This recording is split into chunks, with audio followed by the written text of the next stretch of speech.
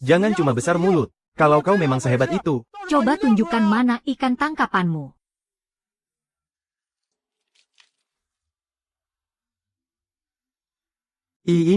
ini semua hasil tangkapanmu dari perjalanan tadi. Baru juga berangkat ke laut, aku sudah bertemu dengan kawanan ikan layaran. Sayangnya hari ini aku kurang bawa kotak pendingin. Jadi cuma bisa menangkap sekitar 300 ekor saja. Yah, tidak begitu banyak. Paling cuma seharga 4-500 ribu saja. Tidak mungkin. Ini sama sekali tidak mungkin. Dengan kecepatan kapal ini, Mana bisa mengejar ikan layaran itu? Sekalipun jaringnya ditebar, pasti jaringnya akan putus diterjang oleh mereka. tutup mulutmu. Kecepatannya tidak bisa mengejar, jaringnya akan putus. Lin Qiang bicara dengan sangat yakin, kapal dan jaring itu, jangan-jangan memang sengaja dia sabotase. Kenapa? Karena kalian para amatiran ini tidak bisa menangkapnya. Kalian pikir orang lain juga tidak akan bisa. Kalau aku sama tidak gunanya seperti kalian, bagaimana bisa dulu aku cuma pakai kapal kayu, tapi bisa mengalahkan kapal penangkap ikan 100 ton milik kalian itu? Lin Yu, sepertinya kau memang hebat. Karena kau sudah bisa melaut dan mencari uang dengan lancar, aku pun jadi lega. Aku masih ada urusan, aku pergi dulu. Bang Long, tunggu dulu. Lin Yu, ada apa lagi? Sebenarnya aku sudah mengumpulkan uangnya, dan ingin segera melunasi utang itu. Mumpung hari ini kita bertemu. Mari kita lunasi semuanya sekarang. Tidak usah buru-buru. Kau baru saja mendapatkan kapalmu kembali. Pasti sedang butuh banyak uang. Utang peninggalan ayahmu itu, bisa kau cicil pelan-pelan. Punya utang ya wajib dibayar. Sekarang aku sudah ada uang. Mana mungkin tidak aku bayar. Lagi pula, setelah ini tidak menutup kemungkinan, aku harus berurusan dengan pihak bank. Kalau sampai nanti, ketahuan aku masih punya utang, itu tidak akan baik untuk kita berdua. Benar, kan? Baiklah, biar kita lunasi sekarang. Lin Zesan, soal kejadian hari ini, aku sungguh berterima kasih pada kalian ayah dan anak. Kawan-kawan, nanti tolong sampaikan rasa terima kasih kita pada mereka. Perjalanan kita kali ini, benar-benar, membuat kita kehilangan uang bunga ratusan ribu. Bang Long, ini sama sekali bukan urusan kami. Beraninya kalian menyentuhku. Jangan pukul. Ayah, tolong aku.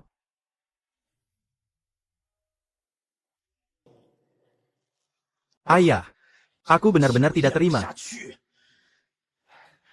Seharusnya dari awal kita tidak usah berbelas kasihan. Seharusnya kita langsung saja hancurkan kapalnya sampai hancur lebur. Sekarang lihat jadinya, kapalnya tidak hancur. Kita malah babak belur dihajar tanpa hasil. Kita tidak boleh diam saja setelah dihajar begini. Lin Yu sudah melunasi utangnya. Kalau kita cuma melakukan trik murahan yang setengah-setengah lagi, dia pasti akan benar-benar bangkit lagi. Ayah, lalu menurutmu kita harus bagaimana? Malam ini juga kita bergerak. Kita harus hancurkan kapalnya sampai tak bersisa. Biar dia tidak bisa bangkit lagi selamanya.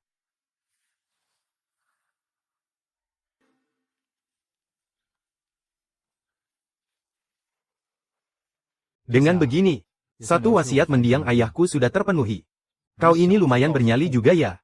Tapi aku yang rugi di sini, kehilangan uang bunga selama beberapa bulan. Bang Long, dulu kau meminjamkan uang, agar ayahku bisa mengambil alih kapal itu. Memang, Itu sangat membantu kami. tapi Sebagai balas budi atas kebaikanmu, aku juga sudah membayar bunga 100 ribu lebih. Kalau dipikir-pikir, kita berdua sama-sama tidak rugi, kan? Kau bilang tidak rugi, padahal aku masih bisa untung 100 ribu lebih dari bunganya. Kalau aku benar-benar tidak tahu apa-apa, dan membiarkan Lin Qiang dan anaknya merampas kapal itu, pada akhirnya kau tidak akan bisa menagih utang, dan tidak bisa menyita kapalnya juga. Kerugianmu pasti jauh lebih besar dari sekadar bunga 100 ribu itu.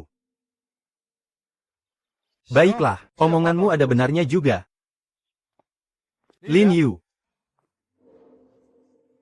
aku masih ada urusan lain. Urusan kita hari ini selesai sampai di sini. Soal Lin Qiang dan anaknya, mereka yang menyuruhku mencegatmu di dermaga. Awalnya aku kira, mereka takut terseret masalah pinjaman. Tapi sepertinya sekarang, dua cecunguk itu sudah bergerak diam-diam. Ingin meminjam tanganku untuk memaksamu menyerahkan kapal itu. Anak buahku baru saja kembali. Setelah ayah dan anak itu dihajar, tatapan mereka penuh dendam. Sebaiknya kau kembali dan awasi kapalmu. Jangan sampai dua cecunguk itu berbuat nekat karena terdesak. Hutang budi ini akan kuingat. Bocah ini sepertinya bakal jadi orang besar di masa depan. Ayah, apa kita benar-benar akan menghancurkan semuanya? Hancurkan. Semakin hancur semakin bagus. Bukannya dia mau melaut. Malam ini juga, aku akan membuatnya tidak bisa melaut seumur hidupnya. Bukannya Lin Yu sangat menyayangi kapal ini. Coba kita lihat, besok saat dia melihat kapalnya seperti ini. Apa dia masih bisa sombong? Jangan cuma hancurkan bagian luar. Barang-barang di luar tidak ada harganya. Pergi ke ruang mesin. Hancurkan mesin utama dan boilernya. Kalaupun dia ingin memperbaikinya, butuh waktu berbulan-bulan sampai bisa selesai.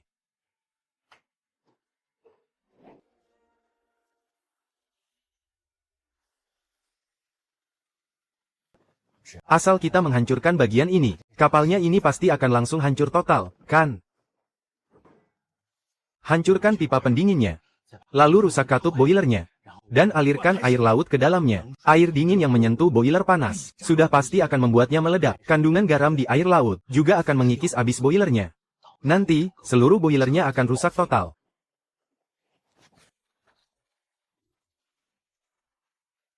Lin Qiang. Kalau tanganmu berani mengayunkannya, benar-benar jangan harap bisa mendapatkannya. Lin Yu, malam-malam begini kau tidak tidur. Buat apa kau datang ke kapal? Seharusnya aku yang bertanya begitu pada kalian, kan? Siang tadi baru saja dihajar, malamnya malah datang merusak kapal.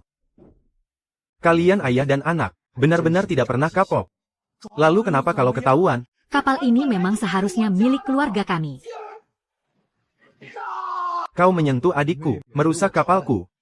Kau pikir aku tidak berani menghabisi kalian?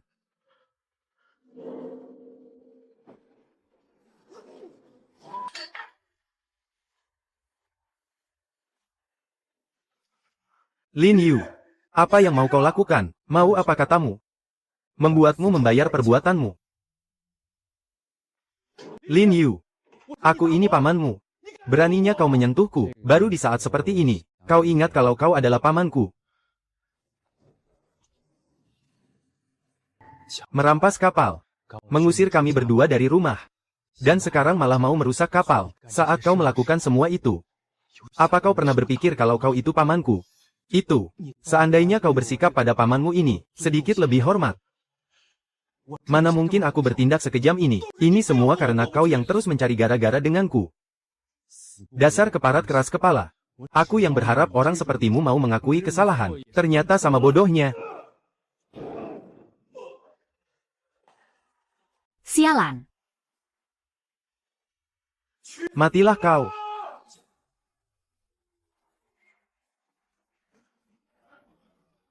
Ayah, tolong aku. Tolong aku.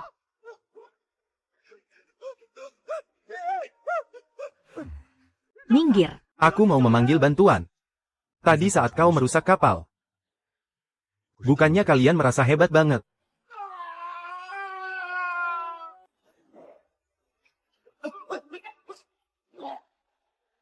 Lin Yu, Tarik aku ke atas. aku ini paman tertuamu. Kak, aku salah. Tolong aku, menolong kalian. Ini semua kan, ulah kalian sendiri. Perangkap yang kalian siapkan untuk mencelakaiku, pada akhirnya malah menjebak diri sendiri. Bagaimana rasanya?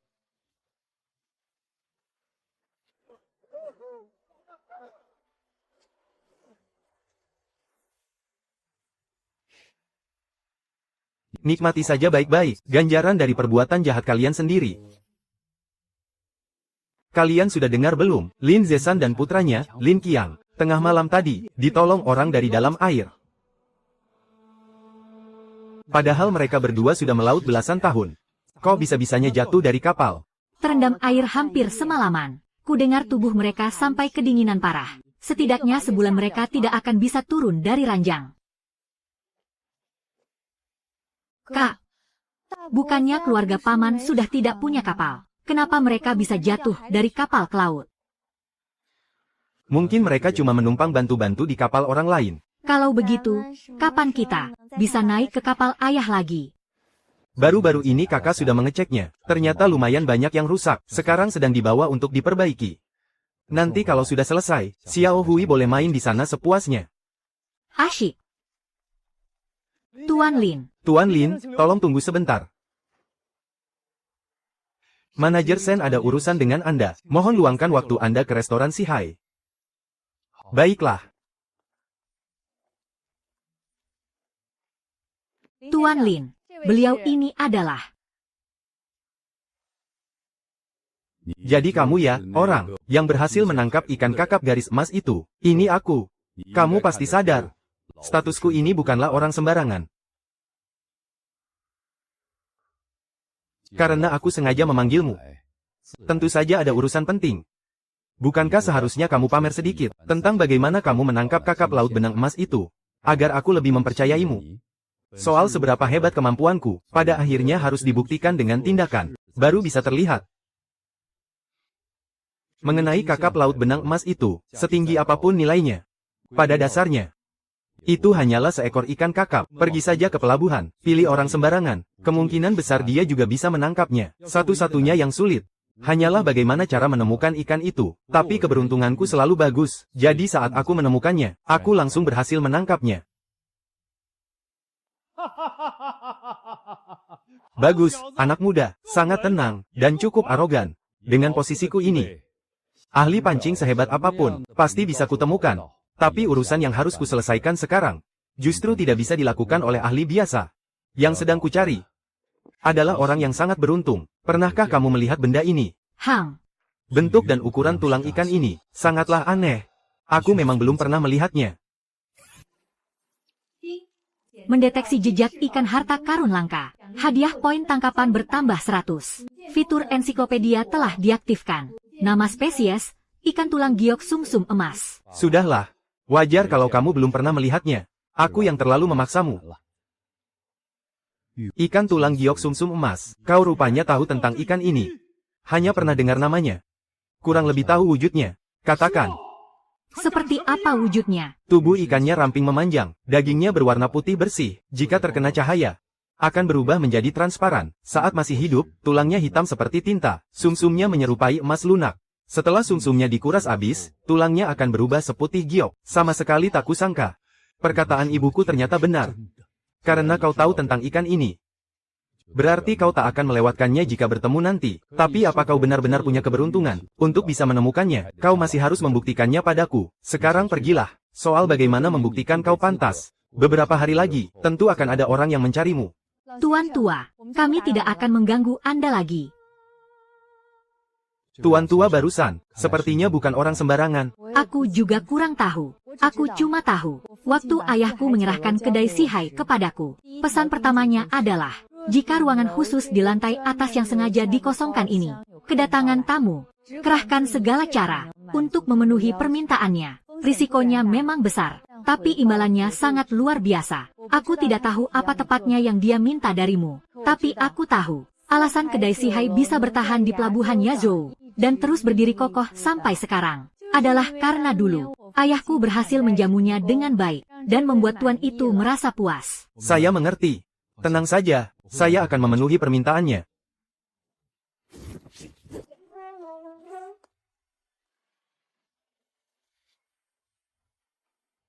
Siapa kamu? Tuan yang mengutus saya. Tuan yang mana?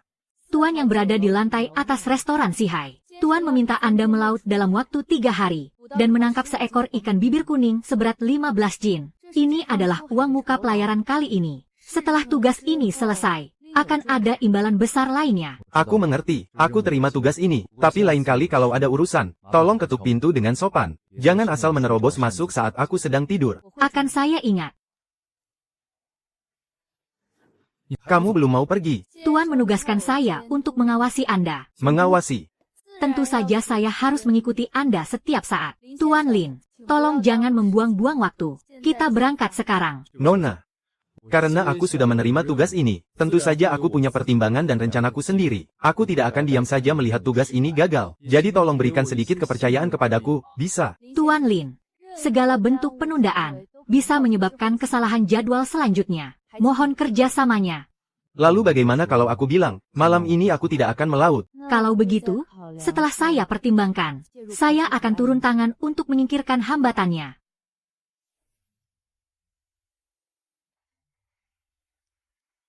Kak, sudah selarut ini. Dia siapa? Tidak apa-apa, cuma seorang teman. Dia datang untuk minta bantuan kakak. Nama saya Lu Shuang. Kamu tidurlah lebih awal. Malam, Kak Lu. Kakak, kalian mau pergi sekarang? Cuma mau ngecek ke pelabuhan, nanti juga cepat pulang. Xiao Hui, kamu ngapain? Angin malam sangat dingin. Aku buatkan kalian sup jahe biar hangat. Enggak usah, minum dulu baru pergi. Baiklah. Terima kasih. Kakak, cepat pulang. Ya, Kak Lu juga hati-hati di jalan. Adikmu baik sekali.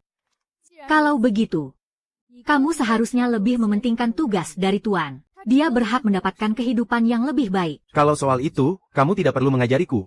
Mana kapalmu? Tadi ada sedikit masalah, sudah dibawa ke galangan buat diperbaiki. Kan sudah kubilang dari tadi, malam ini bukan waktu yang pas buat melaut. Kalau tidak ada kapal, harusnya kamu bilang dari awal. Enggak perlu. Pakai ini saja sudah cukup.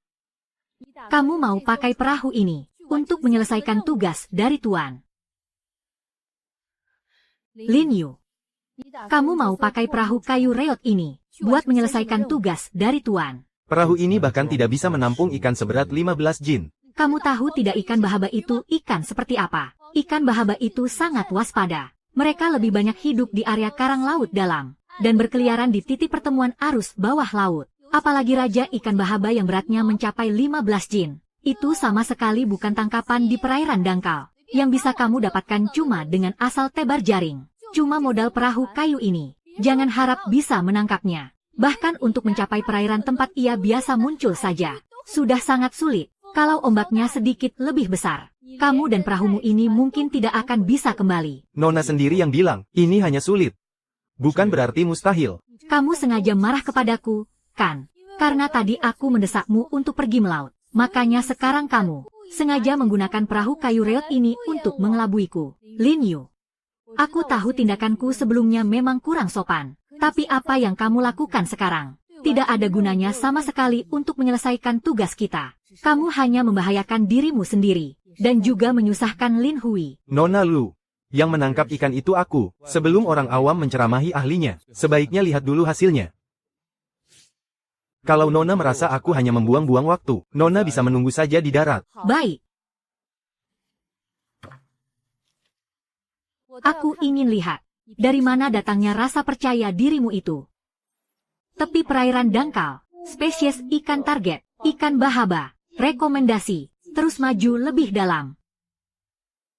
Lin Yu, arahmu salah. Apanya yang salah? Aku sudah memeriksa data perairan di sekitar sini. Di area ini sama sekali tidak ada catatan aktivitas ikan bahaba. Ikan bahaba biasanya berada di area karang perairan dalam. Sedangkan tempat yang sedang kamu tuju sekarang adalah karang perairan dangkal. Perairan saat ini, cekungan dangkal terumbu karang. Spesies ikan target, ikan bahaba, saran, terus maju 30 meter. Terlalu percaya pada buku, lebih baik tidak baca buku sama sekali. Data itu bukan sekadar buku. Itu adalah hasil dari banyaknya nelayan dan survei laut yang dikumpulkan menjadi pengalaman. Laut itu bukan benda mati. Angin dan ombak, begitu arus dan suhu laut berubah, ikan juga akan pindah tempat. Jadi kamu pikir, malam ini ikan bahaba akan kebetulan berenang ke tempat seperti ini, menunggu untuk kamu tangkap. Aku malah ingin lihat, kamu yang begitu percaya diri ini, apa malam ini bisa di sini menangkap seekor ikan bahaba. Target mendekat. Kawanan ikan bahaba, 6 ekor, saran, segera tangkap, Lin Yu. Mana hasil yang kamu banggakan itu?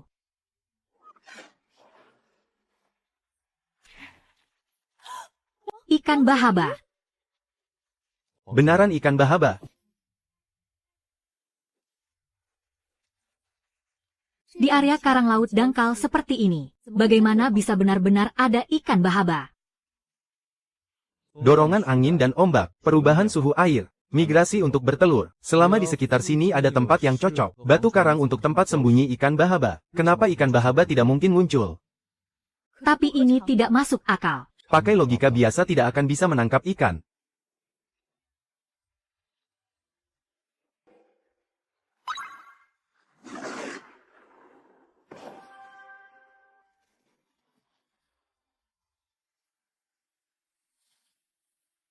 Apa jangan-jangan aku yang salah?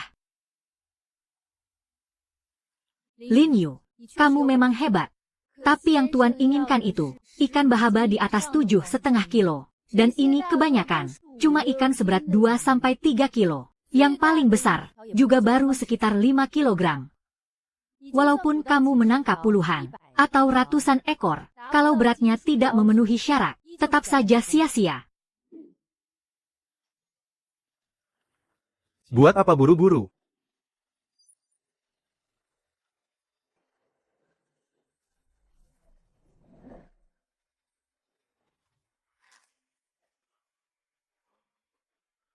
Di area pancing ini, jelas-jelas tidak ada ikan bahaba yang cukup umur.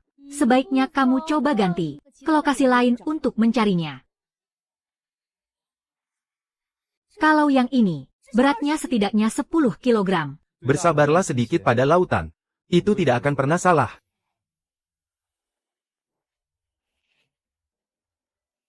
Tuan, dari ikan ini diangkat dari air sampai sekarang. Semuanya saya lihat dengan mata kepala sendiri. Sama sekali tidak ada masalah. Xiao Suang. Sudah kubilang jangan terlalu kaku. Aku memberimu waktu 3 hari. Tapi kamu menyelesaikannya hanya dalam semalam. Terlebih lagi, secara logika, sangat tidak mungkin muncul dalam jumlah besar. Di kawasan terumbu perairan dangkal ikan bahaba, dari sekelompok yang beratnya cuma 3 atau 4 kilogram, kamu bisa menemukannya di antara ikan bahaba itu. Ini juga karena keberuntungan. Karena pada dasarnya ikan bahaba itu penakut, jadi mereka sering bersembunyi di terumbu tua perairan dalam. Tapi makhluk hidup itu bukanlah batu, angin dan ombak, suhu air, musim bertelur, hingga perubahan sumber makanan. Semuanya bisa membuat mereka meninggalkan habitat aslinya. Tadi malam angin dan ombak di laut lepas mulai membesar, area perairan dalam pun terganggu. Sedangkan di sekitar perairan dangkal sana, justru ada banyak sekali terumbu karang. Kalau ikan-ikan itu merasa terancam, mereka pasti akan kabur ke sana. Masuk akal juga. Tapi normalnya, kalau mau mencari ikan besar, orang pasti mencarinya di kawanan ikan yang ukurannya mirip, baru bisa menemukannya. Tapi kamu, setelah beberapa kali menjaring, ikan-ikan kecil seberat 7 atau 8 jin, malah terus bersikeras, melempar jaring di titik yang sama. Dan hebatnya, kamu berhasil menangkap raja ikan yang bobotnya pas. Kenapa bisa begitu? Pindah dari laut lepas ke laut dangkal. Kawanan ikan itu terpaksa bermigrasi. Ikan bahaba pada dasarnya memang penakut. Kalau di dalam kawanan itu, isinya cuma ikan kecil seberat 7-8 jin, mereka malah tidak akan berani bergerak terlalu jauh. Pasti ada ikan yang ukurannya jauh lebih besar, yaitu si raja ikan yang memimpin. Barulah mereka berani berenang sampai ke perairan dangkal ini. Lalu, apa kamu tidak takut kalau raja ikan itu ukurannya tidak sesuai dengan permintaanku? Kalau begitu, anggap saja malam ini usahaku sia-sia. Lagi pula, aku masih punya waktu 2 hari. Benar, kan? Aku selalu percaya kalau keberuntunganku sangat bagus. Dan sepertinya sekarang, dugaanku tidak salah. Bagus sekali, keahlian, keberanian, dan juga keberuntungan, semuanya kamu miliki. Kamu pantas menerima tugas sejatiku. Nah, Kamu pasti sudah bisa menebak apa tugasnya. Benar sekali. Yaitu mencarikan untukku ikan tulang giok sumsum emas itu. Soal bayarannya, 100 juta. Bagaimana? Kenapa? Kamu pikir uang sebanyak ini hanya kuurus dengan selembar kertas sembarangan, lalu langsung sepakat begitu saja? Kurang meyakinkan. Bukannya saya meragukan Tuan Besar Gu tidak mampu membayar. Hanya saja masalah ini sangat penting. 100 juta bukanlah jumlah yang kecil. Lebih baik cari profesional untuk menyusun kontraknya, agar detail tugas, standar hasil akhir, dan metode pembayarannya tertulis dengan jelas. Ini demi kebaikan kita bersama. Bagus, alasan yang bagus demi kebaikan bersama. Tuan Gu. Ini kontrak profesionalnya, sudah dicap juga. Coba kau lihat, apa masih ada yang kurang meyakinkan? Grup Yuanyang. Anda adalah Raja Kapal, Gu Yuanzhou. Raja Kapal. Grup Yuanyang adalah perusahaan pelayaran raksasa kelas dunia. Mereka memiliki pelabuhan laut dalam dan rute pelayaran di seluruh dunia. Karena ini bisnis keluarga, aset mereka jarang dipublikasikan. Pihak luar sama sekali tidak bisa menebak seberapa besar kekayaan mereka yang sebenarnya. Terakhir kali mereka unjuk gigi di depan publik adalah saat mereka menggelontorkan lebih dari 200 miliar di Kutub Utara untuk membangun pelabuhan laut dalam. Sekarang, apa kau masih meragukan?